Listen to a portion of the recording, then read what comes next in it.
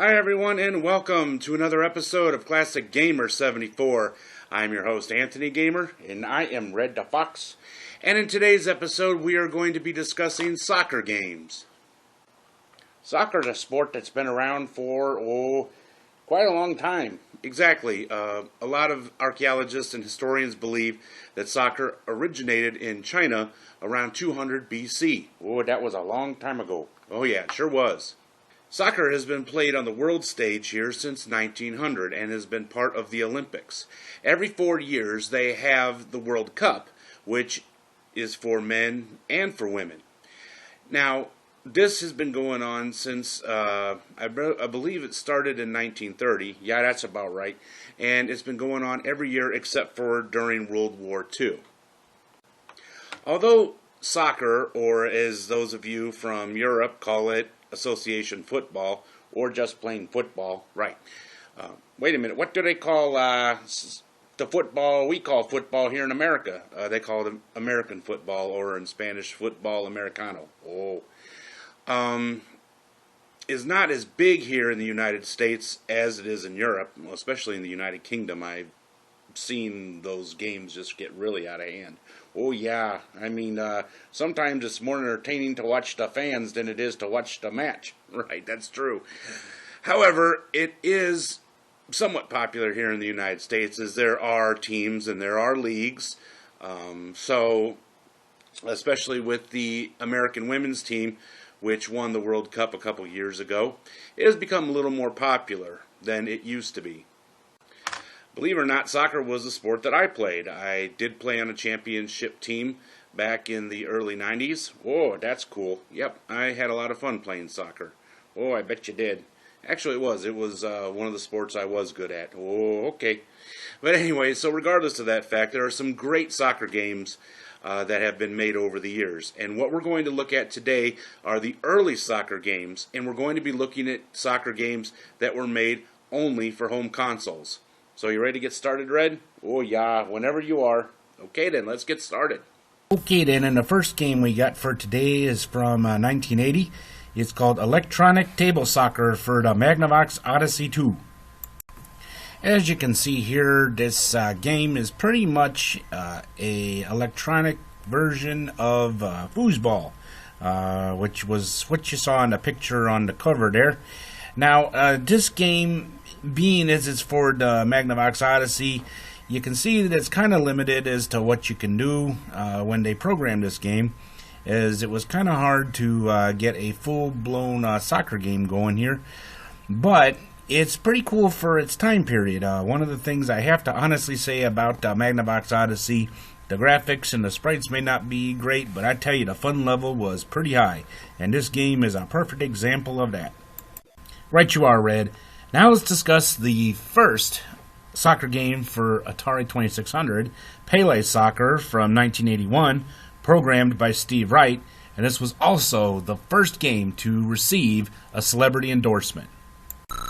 Now, if you compare this game to the last game, you can see that it really is a step above the Magnavox Odyssey game. Now, of course, with the limitations of that time, you have the players kind of move in unison, kind of like what you had in Home Run, the baseball game for the 2600. But at the same time, you are able to control the goalkeeper pretty easily, as he kind of tends to move on his own there when you get... Now look, I'm starting to sound like you. That's pretty funny there. I don't talk like that. Okay, whatever you say, dude. But once you get the ball close to him, he's able to move independently from the three players on the field. So, like I said, a pretty cool game. The first one to actually be endorsed by an athlete, that being Pele, probably the world's greatest footballer of all time. Oh yeah, that's for sure. And it really does hold up. You have one-player mode, two-player, and the computer fights you at various degrees of difficulty. A great game for its time, and I have to say probably one of the best soccer games that I have enjoyed consistently throughout the years. Okay, next we're going to start the Real Sports series. Now, this is Real Sports Soccer for the 2600. And now, to be honest with you, I really think that graphically it's a big improvement, but I got one problem with the game. What's that? No goalie. Yeah, that does kind of present a problem if the guy really takes off running with the ball and you can't get it from him, and then there's no one. Look at that. Nobody to block. Oh, boy. Anyway, yeah. So, people that want to talk bad about Pele Soccer, which, again, there have been a couple.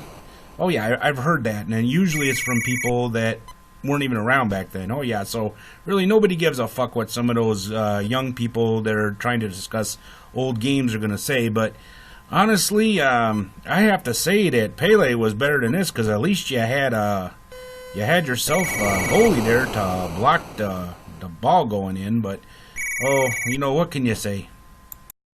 Alright, what you're looking at here is the Real Sports Soccer for the Atari 5200. Now, this, of course, is a step above the 2600. Oh, just one step? I'd say more like a flight of stairs. True. Very realistic. You got goalies. You got boundaries. I mean, it's about as realistic as you were going to be able to get. An A-plus game if I've ever seen one. Now, next up, we got a game that I really, really like a lot myself. This is World Cup Soccer for the Intellivision. Now, this was actually a later release. This one came out in 1985, which was after the video game crash. And so I guess you could say this was a late release for the Intellivision. But like just about every Intellivision sports game ever made, this here is the cream of the crop. This is probably, out of the old game systems, I would have to say probably the absolute best soccer game. Alright, now for today's trivia question.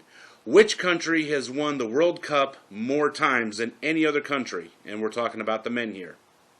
You think you know the answer? Well, wait till the end and see if you're correct.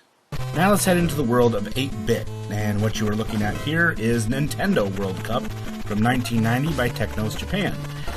Now, in this game, you have actual teams and players, unlike the other game where you kind of got to just kind of make up who you were using or pretend, even though I don't think these were actual real players. No, I don't think they were, but anyway, now if you look at the sprites here, they should kind of look familiar to you, because these were the same sprites that were used in River City Ransom and in quite a few Technos Japan's games. So a lot of fun to play. I love the reaction of the sprites. Definitely a game to play, even if you're not a soccer fan. This game is just a lot of fun to watch these players beat the shit out of each other, I tell you. Now, next up from 1992, we have Neketsu Kuku Soccer for the TurboGrafx 16.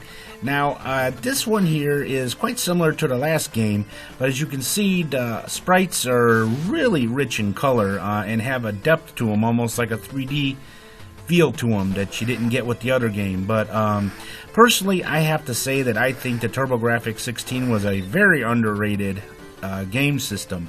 It was a much bigger hit in Japan than it was here in the United States, and if you do research on the TurboGrafx 16, you find out there was quite a few games that never got released here in North America.